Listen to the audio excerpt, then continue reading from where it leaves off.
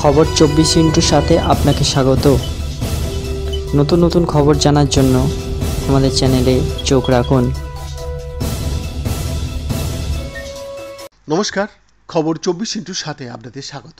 দর্শক, কাজাখস্তানের রাজধানী আস্তানায় Shanghai cooperation organisation বা এসসিওর শীর্ষ সম্মেলনে গিয়ে পাক প্রধানমন্ত্রী শাহবাজ শরীফ এবং রুশ প্রেসিডেন্ট ভ্লাদিমির পুতিনের বৈঠক নিয়ে ইতিমধ্যেই চর্চা শুরু হয়েছে আন্তর্জাতিক মহলে।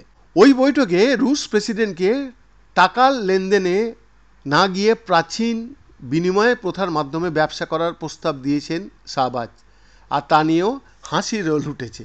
তবে শাহবাজ পুতিন বৈঠকে নজর কেটেছে আরও একাধিক কারণে। ওই বৈঠকে আরও কীর্তি ঘটিয়েছেন পাক প্রধানমন্ত্রী, যা একাধিক রুশ সংবাদ মাধ্যমের প্রতিবেদনে প্রকাশিত হয়েছে। সেই সংক্রান্ত একটি ভিডিওয়ে দেখা গেছে, যদিও ভিডিওটির সত্যতা যাচাই করেনি কোনো প্রেসই, সেই ভিডিওয়ে দেখা যাচ্ছে পাশাপাশি রাখা রয়েছে পুতিন এবং শাহবাজের চেয়ার। সেই চেয়ার দুটির সামনে দাঁড়িয়ে দুই রাষ্ট্রপ্রধান, দুপাশে দুদেশের পতাকা, চকচকে কাঠ দিয়ে বাঁধানো এবং জলপাই রঙা গদিযুক্ত দুই রাষ্ট্রপ্রধানের কুর্সি এক নজরে দেখে এক মনে হলেও তাতে ধরা পড়েছে সামান্য তফাৎ, যা অবশ্য কূটনৈতিক বিশেষজ্ঞদের একাংশের কাছে মোটেই সামান্য নয়। দেখা গিয়েছে পাক প্রধানমন্ত্রী শাহবাজের চেয়ারের ওপরে কালো রঙের একটি অতিরিক্ত গদি রয়েছে, যা পুতিনের চেয়ারের ওপর নেই, আর তা নিয়েই জল্পনা।